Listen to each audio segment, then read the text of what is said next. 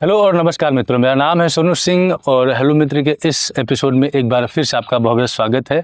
आज मेरे साथ इस चर्चा में बरहनी ब्लॉक से जुड़े हैं राजेश सिंह जी। राजेश सिंह जी समाज में सक्रिय रहते हैं और बहुत सारे ऐसे समसामयिक मुद्दे हैं जिसकी जानकारी रखते हैं।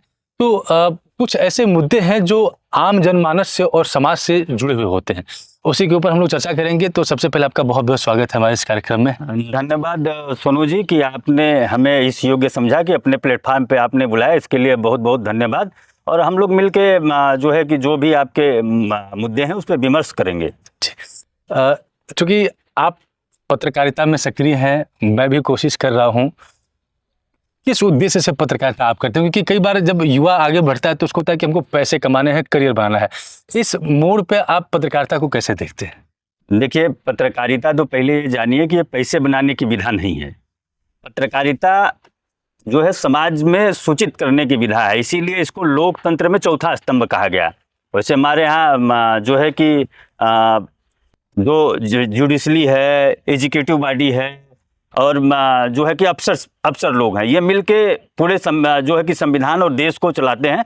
उसी में पत्रकारिता ने चौथा स्तंभ को अपने रूप में लिया, क्योंकि इस सबको बैलेंस मेंटेन करने के लिए जनता के पास जो सारे लोग ये जनता के लिए जवाबदेह हैं, तो जनता का रिप्रेजेंटेशन हो उसके लिए जो है पत्रकारिता होती है। और पत्रकारिता हमेशा से जो है पब्लिक फंडेड जो है कि रही है, क्योंकि पत्रकारिता पैसे से नहीं आती थी।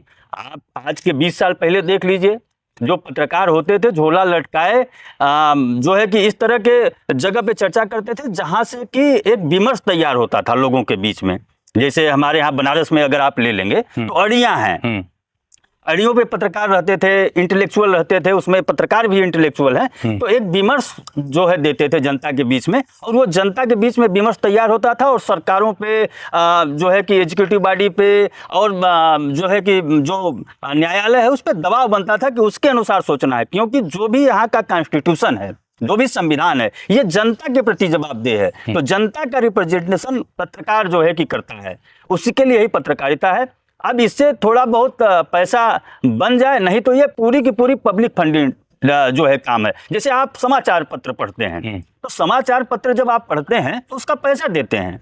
उसी तरह जैसे पत्रकार जाके कहीं न्यूज़ बनाता है तो उसको जो है आपको पब्लिक फंडेड करना चाहिए, नहीं तो आजकल जो सोशल मीडिया है वो भी इतना पैसा नहीं दे पाता है। आप तो खुद इस विधा में है कि आप एक वीडियो का प्रोडक्शन करेंगे, वो चलेगा नहीं चलेगा, अगर बहुत ज़्यादा वायरल हो गया तो कुछ पैसा आपको मिल सकता है, अन्यथा पैसा नहीं मिलता। इसलिए इसको पब्लिक फंडिंग करना ही चाहिए। जिसको हमारा काम अच्छा लग रहा है उसको सहयोग करना चाहिए। जी, जब हम पत्रकारिता की बात करते हैं तो एक समय था जब लेखनी के माध्यम से पत्रकारिता होती थी, फिर रेडियो का दौर आया, टेलीविज़न का दौर आया, कई सारे शिफ्ट आए। लेकिन आज हम एक ऐसे मीडियम की बात कर रहे हैं, सोशल मीडिया, जो हर एक आम जनमानस तक पहुंच रहा है। और जब हम रेडियो टेलीविज़न की बात करते थे तो ये वन वे था, यानी वहाँ से क्या चलता था वो आप सुन लेते थे।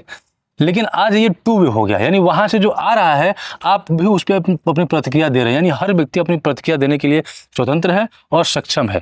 तो इस सोशल मीडिया का मीडिया के तौर पे आप इसको किस तरह से देखते हैं, और क्या इसका राजनीतिक या सामाजिक परिवेश पर इसका प्रभाव है, और है तो कितना है? नहीं, आपने अच्छी बात जो है कि आपका ये प्रश्न अच्छा है, लेकिन पहले आपने अपने प्रश्न में ही एक उत्तर दे दिया कि जैसे पहले क्या था कि वन वे जो है कन्वर्सेशन होते थे, कि हमने जो पत्रकार ने जो न्यूज़ कलेक्ट किया और उस न्यूज़ को हमारे तक पहुंचाया, उस पर हम अपनी प्रतिक्रिया नहीं दे सकते थे कि ये सही है कि नहीं गलत है। तो आपने कहा कि नहीं, इस पर प्रतिक्रिया दे सकते हैं। तो इसलिए क्या होता है कि पत्रकार भी उस प्रतिक्रिया को लेता है और उसके अनुसार जो है वो अपने आप को इवाल्व करता है, मतलब विकसित करता है। दूसरी बात कि सोशल मीडिया के आने से समाज पे क्या प्रभाव पड़ा है, समाज इसको कैसा है। देखिए, सोशल मीडिया के आने से क्या होता है कि पत्रकारिता में जितने भी जैसे डिजिटल माध्यम है, तो एक मतलब उनका दायरा है। जैसे पत्रकार है तो चंदौली है, जैसे हम लोग चंदौली जिले में बैठे हैं, तो एक जो है उनका संवाददाता होता है जो न्यूज़ कलेक्ट करता है, तो उसमें हो सकता है कि उससे कुछ न्यूज़ छूट जाए। लेकिन सोशल मीडिया के दौर में हर आदमी जिसके पास डिवाइस है, डिवाइस का मतलब मोबाइल फ़ोन है, आज हर हाथ में है, लगभग आपको मिलेगा, तो वो अगर उस घटना को जो है कि घटित हो रही है और उसके बारे में उसने जो है उसका वीडियो शूट किया या फोटो खींचा और भेज दिया, तो एक तरह से वो सूचना है, क्योंकि पत्रकारिता क्या है, सूचना का आदान प्रदान है, तो वो सूचना है। तो उसका प्रभाव आजकल मेन स्ट्रीम मीडिया के लोग इस सोशल मीडिया के जो समाचार जा रहे हैं उस पे समाचार बना रहे हैं, इसलिए इसका क्षेत्र बड़ा हुआ है। आजकल हर सूचनाएं, कोई सूचनाएं जो है कि छिपा नहीं सकते, हर सूचनाएं जो है कि लोक माध्यम के, सोशल मीडिया के माध्यम से लोगों तक पहुंच रही हैं, जिसपे कि पत्रकार को रिएक्ट करना ही करना है, यही काम है। तो इसका व्यापक एक प्रभाव पड़ा है, लेकिन इसकी कुछ खामियां भी हैं, क्योंकि इस पे फेक नैरेटिव बनाने वाले लोग बड़े तेजी से विकसित हो रहे हैं। अब उसमें सरकार को और समाज को, क्योंकि समाज तो बहुत नहीं है, जो भी न्यूज आ रहा है आप देख रहे हैं व्हाट्सएप के माध्यम से, तमाम माध्यम से अपने नैरेटिव को सेट करना है, तो उसमें फेक नैरेटिव भी सेट करने का माध्यम आ जा रहा है। इसको सरकार को कोई गाइडलाइन बना के इसको रोकनी चाहिए, तब जाके इसका व्यापक प्रभाव पड़ेगा, नहीं तो इसका गलत प्रभाव भी जा रहा है। आज के समय में अगर हम सोशल मीडिया के माध्यम से अगर पत्रकारिता की बात करें तो एक चुनौती भी है। चुनौती इसलिए है क्योंकि जैसे आपने बताया कि जब हम फील्ड में निकलते हैं तो हमें कोई पैसा नहीं मिलता है और उम्मीद भी नहीं होती है, क्योंकि आप स्वतंत्र रूप से ये काम करते हैं, और कई बार जब आप सिस्टम के खिलाफ चलते हैं तो आपको गलत मुकदमे में फंसाने की कोशिश होगी, आपके ऊपर दबाव बनेगा। मैं भी उसका एक पीड़ित व्यक्ति हूँ, मेरे साथ और भी बहुत सारे पत्रकार साथी हैं। मैं आपको बताऊँ कि करीब 3 दिन पहले मेरे पास एक लड़का आया, उसने बोला कि मेरे पिताजी को गोली मार दी गई, उनकी मृत्यु हो गई, और उसके बाद पुलिस ने मुझे ही बिठा लिया, पकड़ लिया गया, और मुझे वो आरोपी मान के वो अपनी जांच पड़ताल कर रहे थे। हालांकि वो आरोपी था नहीं, बाहर आया, 1 साल बीत गए और उसके बावजूद भी पुलिस के हाथ कुछ नहीं लगा है। वो साहब बोल रहे कि भाई जो है वो पकड़ा नहीं गया। तो अब कई बार हमारे जैसे लोग इस बात को उठाते हैं कि भाई अपराध हुआ तो कोई तो अपराधी होगा, ऐसे कैसे चीज़ें क्लोज हो सकती हैं, और ऐसी एक नहीं, ऐसी तमाम घटनाएं हैं। तो जब हम इसके ऊपर स्टैंड लेते हैं तो पुलिस प्रशासन के द्वारा जो है एक होता है कि उनकी सूची बना ली जाएगी, और जब मौका लगेगा तो आपके ऊपर उस तरह का काम किया जाएगा। कई बार नेताओं के द्वारा दबाव बनाया जाता है। तो क्या आपको लग रहा है कि ये एक चुनौती है और सरकार को इस दिशा में भी सोचना चाहिए कि अगर कोई स्वतंत्र पत्रकारिता कर रहा है, क्योंकि वो आम आदमी का प्रतिनिधित्व है और बिना सैलरी लेके प्रतिनिधित्व कर रहा है, तो उसके लिए भी एक प्रोटेक्शन होना चाहिए? क्या लगता है आपको? नहीं, आपका इसमें असल में आपने बड़ा लंबा प्रश्न पूछ लिया, कई प्रश्न इसमें आ गए। पहले तो ये हम बताएं कि पत्रकार का काम है जो है कि सही सूचना को जनता तक पहुंचाना। वो जनता का प्रतिनिधि है, किसी सरकार और विपक्ष का प्रतिनिधि नहीं होता, वो जनता का प्रतिनिधि है। हमने पहले ही आपको कहा कि वो विमर्श तैयार करने में उसकी भूमिका होती है। तो पहले तो ऑब्जेक्टिव मतलब वस्तुनिष्ठ रह के जो है समाचार को पहुंचाना। लेकिन आजकल हम देखते हैं एक ऐसा ट्रेंड भी आ गया है कि अगर किसी से आपकी व्यक्तिगत दुश्मनी है तो उस हिसाब से जो है पत्रकारिता करते हैं। जैसे पुलिस ने पत्रकार को ही प्रताड़ित कर दिया, तो अब पत्रकार सोचेगा कि पुलिस की कमियां खोज के उसको ही एक्सपोज करना है। इस तरह के भी बहुत सारे जो है कि मामले आ रहे हैं। लेकिन ये सब मामले आएंगे, परेशानियां तो आएंगे ही आएंगी। जो आपने काम चुना है ये कठिन और दुरूह है, इसके बाद भी आपको वस्तुनिष्ठ होके अपना काम करना चाहिए। जो सरकार काम नहीं कर रही है तो उसके जो है कि बातों को बताना चाहिए, प्रशासन काम नहीं कर रहा है तो उसके बातों को बताना चाहिए बिना डरे हुए। ये सब परेशानियां तो आएंगे ही हमारे समाज में। तो समाज को बचाने के लिए ऐसी मान्यता है कि भगवान शंकर ने खुद विष पी लिया और नीलकंठ हो गए। तो उसी तरह हर व्यक्ति का जो जहाँ पे लगा हुआ है अच्छा काम करने के लिए उसको नीलकंठ बनना ही होगा, क्योंकि कोई एप्रिसिएशन आपको नहीं मिलेगा, लेकिन आपको एक आत्मबल मिलेगा, आत्मखुशी मिलेगी कि हम अच्छा काम कर रहे हैं। लेकिन समाज में आप देख भी रहे हैं पत्रकारों की भी दशा बड़ी गड़बड़ है। वो निजी मतलब निजी खुन्नस में कोई समाचार चला रहे हैं। कुछ लोग ऐसी चर्चा चलती है समाज में कि कुछ लोग जो है कि पैसा लेके समाचार चला रहे हैं, जहां हम पत्रकारिता के छात्र हैं जिसको पेड न्यूज कहा जाता है। तो इससे भी बचना चाहिए। ऑब्जेक्टिव की जगह वो सब्जेक्टिव हो जाए। हाँ, इससे भी बचना चाहिए। परेशानियां आएंगी, आप किसी के बारे में गलत करेंगे तो वो चाहे गलत हो चाहे सही उसको तो अपोज करेगा ही ना, तो आपको उससे भी बचना है। लेकिन जनता के प्रति हमेशा जवाबदेह रहना, यही पत्रकारिता का धर्म है और इसी काम को करते रहना है। अगर हम अपने क्षेत्र की बात करें तो आप का एक लंबा अनुभव है क्षेत्र की राजनीति में। जिस तरीके से 15 साल 20 साल पहले राजनीति होती थी गांव स्तर पे, ब्लॉक स्तर पे नेता हुआ करते थे, जब मैं आज क्षेत्र में आता हूं तो मुझे उसका अभाव दिखता है। और कुछ ऐसे भी लोग हैं जो कहते हैं कि जो नेता थे वो अपना कुर्ता पजामा टांग चुके हैं। तो ऐसा क्या परिवर्तन हो गया कि समाज में नेतृत्व का अभाव हो गया, नेताओं का अभाव हो गया और राजनीति ऐसे शून्य सपाट क्यों पड़ गई? मैं मैं सैयद राजा विधानसभा की बात कर रहा हूँ, मैं बरहनी ब्लॉक की बात कर रहा हूँ। नहीं, इस सैयद राजा विधानसभा बरहनी ब्लॉक से ही नहीं, तो पूरे देश की स्थिति इस समय ऐसी ही बनी है। अटल जी ने अपने भाषणों में कहा है कि आजकल नेताओं के प्रति जो है बड़ा संकट है, उन पे विश्वास घट रहा है, उसी समय कह दिया था। आज जो है संकट है, तो आप ये मानिए कि आप नेताओं को या राजनीति करने वालों को ही केवल दोषी नहीं दे सकते। आप जैसा समाज है वैसे ही नेता हैं हमारे, क्योंकि समाज का रिफ्लेक्शन है, वो सोसाइटी का रिफ्लेक्शन है। इसलिए कहा जाता है कि पत्रकारों का काम बढ़ जाता है, क्योंकि जो विमर्श है, जो सही विमर्श है, वो खड़ा नहीं कर पा रहे हैं। क्योंकि जैसा ही समाज है हमारा, लालची समाज है, वो लालची नेता पैदा हो रहे हैं। अच्छा समाज होगा, अच्छा नेता पैदा होंगे। तो इसलिए पहले सोसाइटी का जो आप प्रबोधन करते थे, सोसाइटी का जो विमर्श खड़ा करते थे, जो इंटेलेक्चुअल थे, उसमें प्रोफेसर थे, वकील थे, पत्रकार थे, इस तरह के जो इंटेलेक्चुअल बॉडी है, ये शिथिल पड़ गई है और गलत दिशा में चली गई है। क्योंकि आज देख रहे हैं आप, छोटा सा प्रधानी का चुनाव होता है, आप चर्चा सुनने ही होंगे, 20-20 लाख, 25-25 लाख। आप घोसवा के रहने वाले हैं, घोसवा गाँव में ही ऐसी चर्चा है, आप आम आदमी से पूछिए तो कहे 50 लाख खर्चा हो गया। तो 50 लाख खर्च कौन किया? तो प्रधान नहीं लड़ने वाला प्रत्याशी किया। तो वो कहाँ गया? जनता के पास गया। तो जनता क्या सोचती है और क्या सोच के वोट देती है, क्या सोच के जो है कि राजनीति करती है? वो सोचती है कि प्रधान जी से इस समय ले लिया जाए, ये पता नहीं मिलेंगे कि नहीं मिलेंगे, हमारा काम क्या है, हमारा काम नहीं है। ये नहीं जानती कि जो गली खड़ंजा ये सारी चीज़ें जो बन रही हैं, वो आम जनता के पैसे से ही बन रही हैं।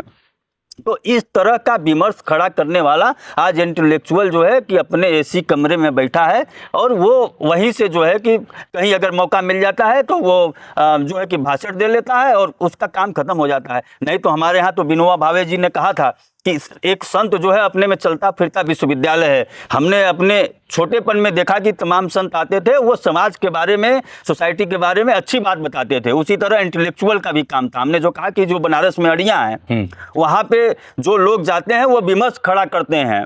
आपने सुना ही होगा, पढ़ा भी होगा कि राजा महाराजा वेश बदल के बाजारों में जाते थे और ये सुनने का प्रयास करते थे कि हमारे बारे में क्या चर्चा चल रही है, उसके अनुसार नीति बनाते थे। इसका स्वरूप बदल गया, काफी हाउस, अड़ी, यहाँ पे जो है सरकार के नुमाइंदे जाते थे, देखते थे कि इंटेलेक्चुअल लोग क्या बात कर रहे हैं, उसके अनुसार नीति बनती थी। तो वो विमर्श खड़ा करने वालों की कमी है, जिसके कारण जैसी जनता है वैसे नेता पैदा हो रहे हैं। अच्छे लोग क्या है कि ज़्यादा मेहनत नहीं कर पाते हैं। जैसे कि कोई अच्छा है तो वो सोचेगा कि यार हम अच्छे हैं तो हमको लोग क्यों नहीं मान रहे हैं, लेकिन इसके लिए भी काम करना होगा। अच्छे लोगों को ही, हमने अभी बताया इसके पिछले उदाहरण में कि भगवान शंकर को हलाहल विष पीना पड़ा, तो विष पी के ही समाज का जो है कि रक्षा कर सकते हैं। तो इसलिए ये इंटेलेक्चुअल का काम है कि समाज का प्रबोधन करें, अच्छा समाज होगा, नेता अच्छा पैदा होगा।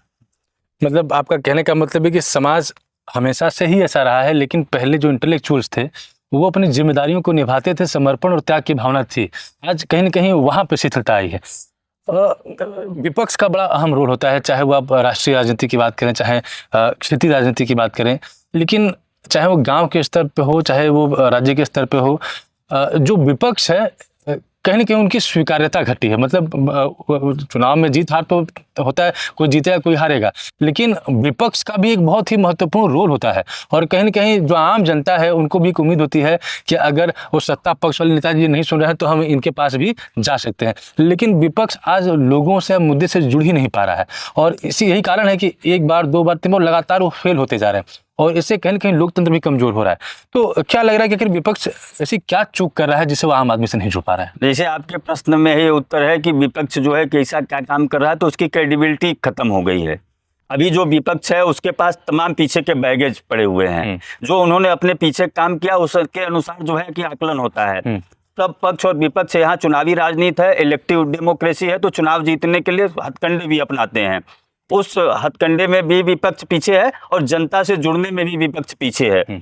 क्योंकि उसको लग रहा है कि जनता से जुड़ के नहीं, राजनीति करके। तो विपक्ष का काम ये है कि वो कुर्सी के लिए राजनीति करता है।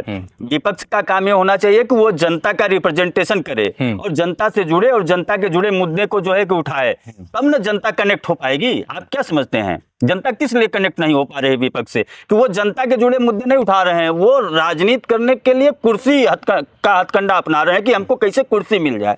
इसलिए विपक्ष जो है कि कमजोर है और विपक्ष के मुद्दे जनता को कनेक्ट नहीं कर पा रहे हैं। हमारी जो समझ है, हम जो समझ पा रहे हैं, क्योंकि आपने कहा है कि विपक्ष का होना जरूरी, बहुत जरूरी है, क्योंकि विपक्ष नहीं रहेगा तो जो सरकारें हैं वो गड़बड़ दिशा में भी जा सकती हैं। क्योंकि विपक्ष का ही काम है कि उनको रोकना है, सही दिशा बताना है और जनता को रिप्रेजेंट करना है। जैसे पत्रकार करते हैं वैसे विपक्ष को भी जनता का रिप्रेजेंटेशन होना चाहिए। वो नहीं दिखाई दे रहा है और जो विपक्ष है उसके पास पुराना बैगेज है, उसके अनुसार लोग आकलन कर रहे हैं, कोई नई चीज हो नहीं पा रही है। इसलिए विपक्ष जो है कि ज्यादा प्रभावी इस समय नहीं दिख रहा है। पुराना बैगेज से याद आया कि जब भी पार्लियामेंट की बात आती है तो कहीं कि आज भी नेहरू का नाम बड़ा प्रासंगिक हो जाता है चर्चा में, इंदिरा गांधी का नाम बड़ा प्रासंगिक हो जाता है। बैगेज है, लेकिन इसमें कहाँ तक सच्चाई है कि जो विपक्ष है, मैं लगभग सारे दलों की बात कर रहा हूँ, कि वो लोगों का शायद रिप्रेजेंटेशन नहीं कर पा रहे हैं। उनका अभी भी जो पूरा एफर्ट है वो सत्ता के इर्द गिर्द घूम रहा है और यही एक कारण है कि जो लोगों से जुड़ाव होता है उसमें शून्यता आई है। जी जी जी, मतलब वो जो ये बदला हुआ पॉलिटिक्स है, जो बदला हुआ दौर है, शायद इसको समझ नहीं पा रहे हैं। कहाँ से प्रधानमंत्री मोदी को इस पे एज मिल जाती है? मतलब अगर हम राहुल गांधी की उम्र से उनको कंपेयर करें तो कहीं न कहीं वो राहुल गांधी से बहुत ज़्यादा सीनियर है। उसके बावजूद भी जो 2014 में चुनाव हुआ तो उसका परिणाम इसलिए मोदी जी के फेवर में गया क्योंकि युवाओं के साथ उनका जुड़ाव था, कहीं न कहीं युवा उनको पसंद करते थे। लेकिन राहुल गांधी का एक तमगा है कि वो युवा नेता है, उसके बावजूद भी ऐसा क्यों है कि वो युवाओं से नहीं जुड़ पा रहे हैं? अप्रासंगिक है, क्या समस्या आ जा रही है उनके साथ और मोदी जी को इसमें कैसे एडवांटेज मिल जा रहा है? आपने अपने प्रश्न, जो पहला प्रश्न पूछा उसका उत्तर ही दे दिया कि जो है जनता से कनेक्ट नहीं कर पा रहे हैं, इसलिए जो है कि प्रभावी भूमिका में नहीं आ पा रहे हैं। जनता से कनेक्ट करने का ऐसा नहीं है कि हम लोगों से बुद्धिमान वो नहीं है, ऐसा हमको नहीं मानना चाहिए। वो भी बुद्धिमान है, बुद्धि लगा रहे हैं, लेकिन हमको जो ऑब्जर्वेशन बीच में घूमने से, समाज में घूमने से मिलता है कि जनता से कनेक्ट नहीं हो पा रहे हैं और उनके पीछे के बैगेज हैं कि ये खराबी है, ये खराबी है, ये खराबी है, ये खराबी है, उसका उन्होंने क्लियरिफिकेशन भी नहीं किया और जनता से कनेक्ट नहीं हो पा रहे हैं। अब रही बात प्रधानमंत्री मोदी की, तो मोदी को कहा क्या जाता है भी कि वो संघ के स्वयंसेवक रहे हैं। तो संघ का स्वयंसेवक और संघ में काम करने वाले लोग जमीनी स्तर पे काम करते हैं। वो उनके पास जमीन की जानकारी डायरेक्ट होती है, किसी के माध्यम से नहीं आती। अब राहुल गांधी की तुलना अगर प्रधानमंत्री नरेंद्र मोदी जी से आपको करना है, राहुल गांधी जी की तुलना अगर प्रधानमंत्री मोदी जी से करनी है, तो एक बात यह है कि जो प्रधानमंत्री मोदी हैं वो जनता से कनेक्ट रहे हैं, हमेशा धरातल पे काम किया। उनके पास जो सूचनाएं आती हैं वो समाज से आती हैं, लेकिन राहुल गांधी जी को जो सूचनाएं आती हैं किसी माध्यम से आती हैं। तो जब माध्यम आता है तो वो सूचनाएं उनके पास पहुंचनी चाहिए, वो सूचनाएं नहीं पहुंच पाती हैं, लेकिन जो लोग सूचनाएं पहुंचाना चाहते हैं वही सूचनाएं वो पहुंच पाती है, क्योंकि वहां पे उनके यहाँ बैरियर है। आपको भी पता चलता होगा कि राहुल गांधी से मिलना आसान नहीं है। जैसे कि हेमंत बिस्वा शर्मा ने उसको जो है कि सार्वजनिक कहा कि भाई हम मिल नहीं पाते थे, उसके कारण वो भाजपा में गए और आज एक स्टेट के मुख्यमंत्री हैं। तो ये कहा जाता है कि आपसे, और प्रधानमंत्री मोदी सहज सरल रूप से गांव में, घरों में लोगों के यहाँ रहे हैं, तो उनके पास जो जनता से कनेक्ट होने के मुद्दे हैं, उनके पास ऑलरेडी बहुत सारे ऐसे मुद्दे हैं, किसी से लेना नहीं है उनको। तो इसलिए वो जनता के मुद्दे को जो है मुद्दा बनाते हैं और उससे जनता उनकी कनेक्ट होती है। आप 11 साल से मोदी जी प्रधानमंत्री हैं और उसके पहले वो गुजरात में मुख्यमंत्री थे। और मैं राहुल गांधी को, मुझे बहुत पहले का तो नहीं याद है, लेकिन 2005 से मैं उनकी एक्टिविटी को देख रहा हूँ। बस्तियों में जाना, बैठ के खाना खाना, लोगों के बीच घूमते रहना, अभी भी बहुत सारी देश में यात्राएं करते रहते हैं। और अगर आप करीब 11 से 15 साल या 20 साल का मोदी जी का आप देखेंगे तो उनका जो स्टाइल है लोगों से कम्युनिकेट करने का, वो टू वे नहीं है। वो मन की बात करते हैं पर मन की बात सुनते नहीं हैं। लेकिन उसके बावजूद भी कहीं न कहीं मोदी जी प्रासंगिक बने हुए हैं और राहुल गांधी 15 साल से लगातार यात्राएं कर रहे हैं। मतलब एक आदमी आम आदमी से जुड़ा नहीं है 15 साल से।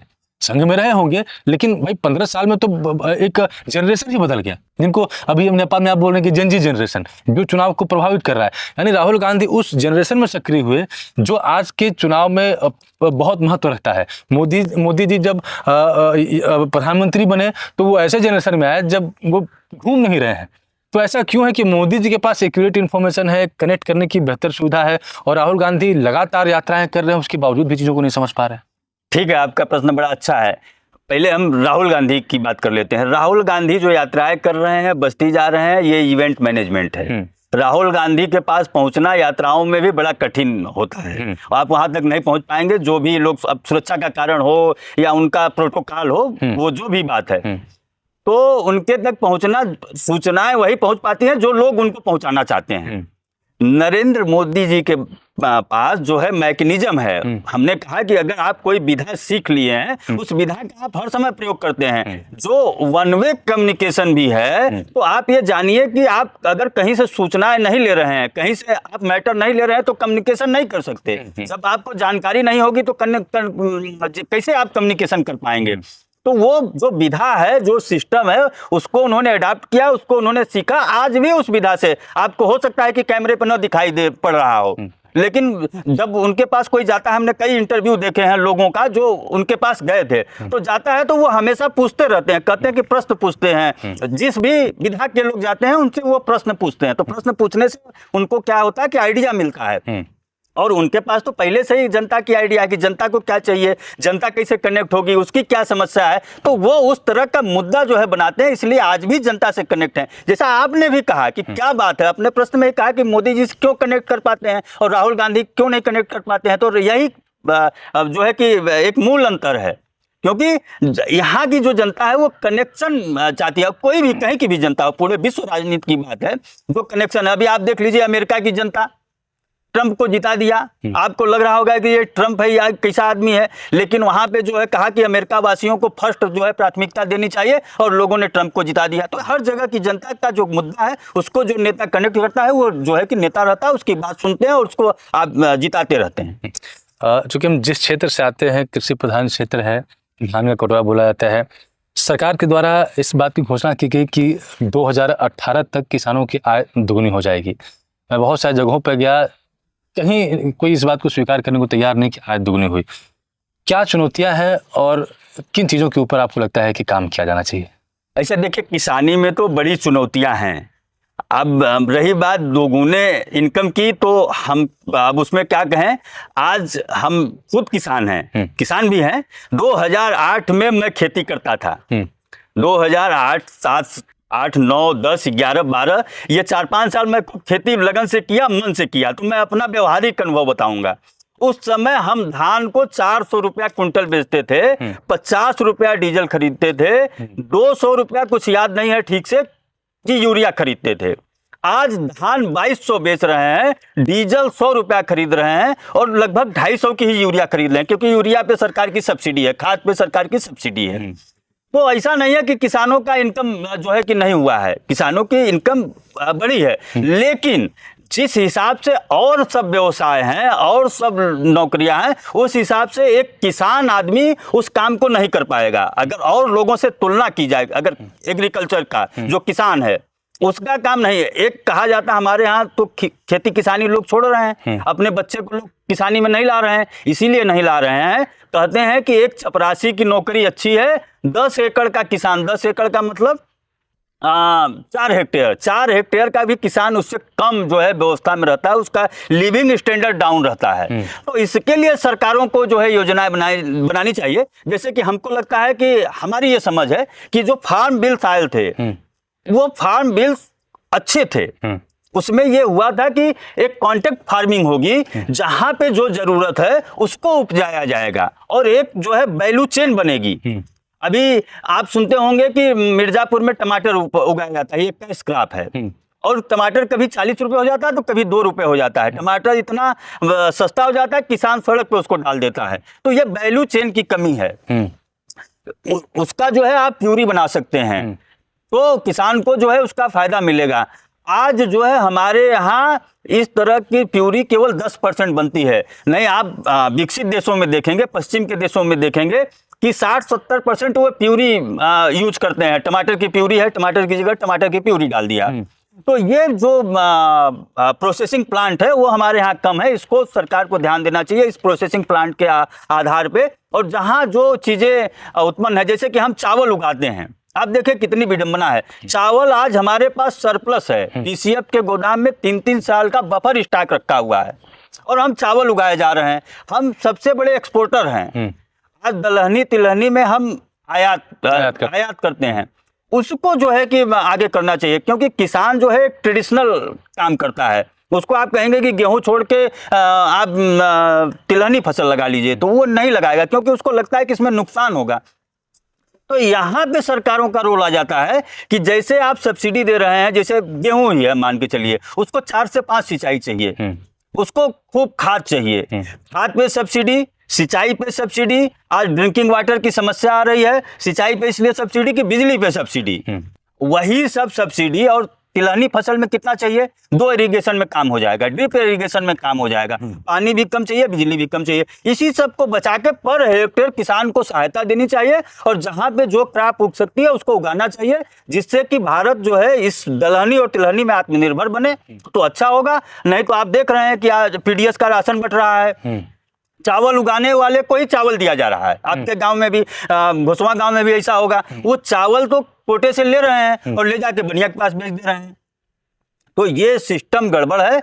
आप गरीबी रेखा के नीचे से जो है कि लोगों को देना चाहिए, फूड कूपन दे दीजिए। आपको लग रहा है कि भाई वो उसके घर में अनाज जा रहा है तो वो फूड सप्लीमेंट ले रहा है, उसका जीवन अच्छा हो रहा है, तो आप उसको चावल न देके फूड कूपन दीजिए। कुछ आप जो कोटे की दुकान की हैं वहां पे जो है कि सारी चीजों को बेचवाइए, फूड कूपन दीजिए। आपको लगता है कि हम पैसा अगर डायरेक्ट दे देंगे तो ये शराब पी जाएगा, तो फूड कूपन की व्यवस्था करिए। इस तरह की सरकार को व्यवस्था करनी चाहिए जिससे कि खेती किसानी जो है, खेत और किसान जो है कि मजबूत हों। क्या आपको लग रहा है कि अब वो समय आ गया है जहाँ पे खेती को प्रासंगिक बनाने की आवश्यकता है? क्योंकि एक साइकिल बन गया है कि चावल है, उसके बावजूद भी चावल की खेती हो रही है, और गेहूँ हम पर्याप्त मात्रा में उगा रहे हैं। करीब जो दलहनी तिलहनी की आपने बात की, 50% से ज़्यादा हम अभी उसको आयात कर रहे हैं, मतलब उसकी कमी है।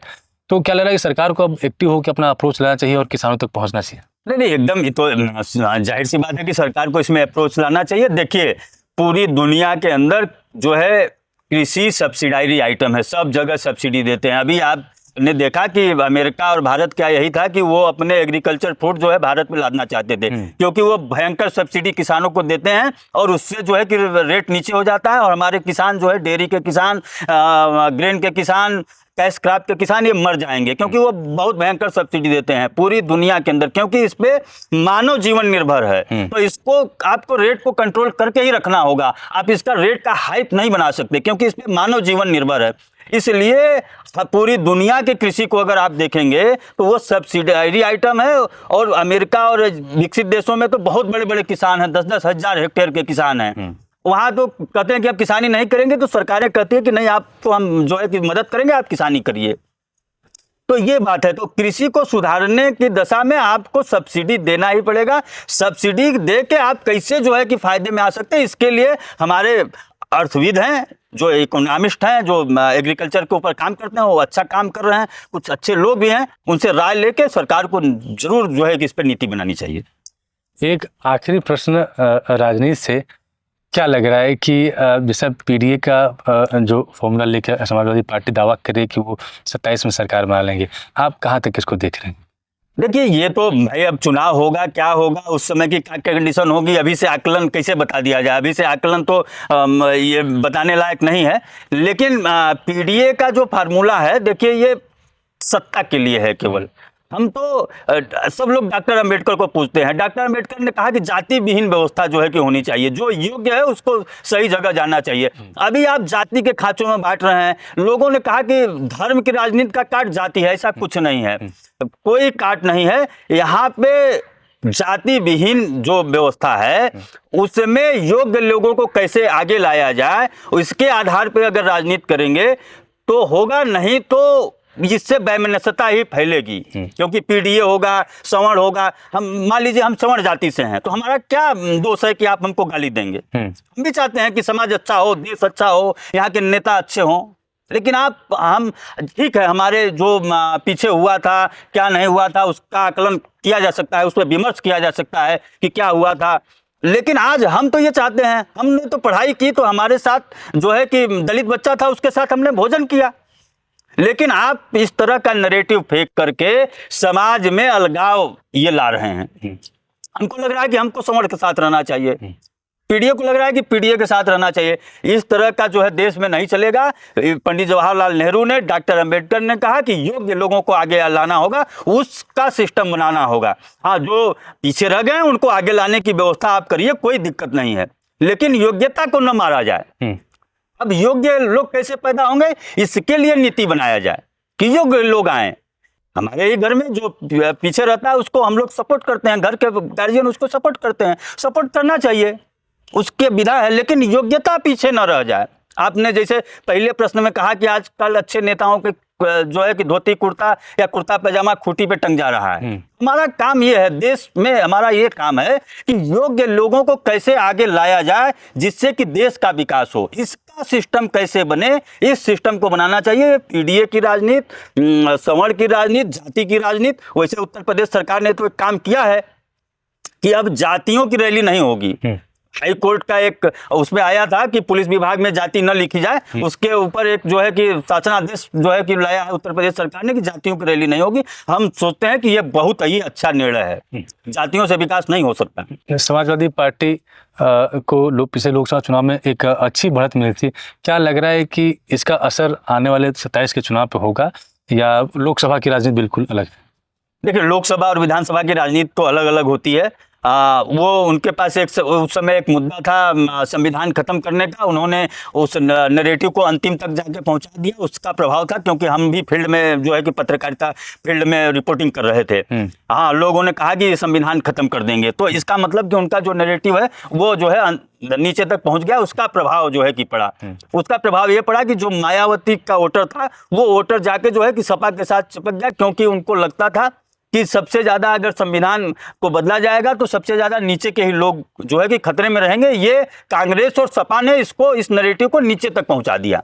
उस नैरेटिव के कारण वो सीटें जो है कि बढ़ गई। अब विधानसभा का चुनाव अलग है, चुनाव में जाएंगे तो देखेंगे, फिर बैठेंगे, आकलन करेंगे। हमारे साथ आप इस चर्चा में जुड़े, इसके लिए बहुत बहुत आभार। और जो भी दर्शक हमारे इस वीडियो में बने रहे, अगर वीडियो पसंद आती है तो जिस प्लेटफॉर्म पर आप वीडियो को देख रहे हैं वहाँ पर चैनल को सब्सक्राइब करें, पेज को फॉलो करें और वीडियो को शेयर करना ना भूलें। वीडियो में सिर्फ इतना ही, मिलते हैं अगले वीडियो में, तब तक के लिए जय हिंद, जय भारत, नमस्ते।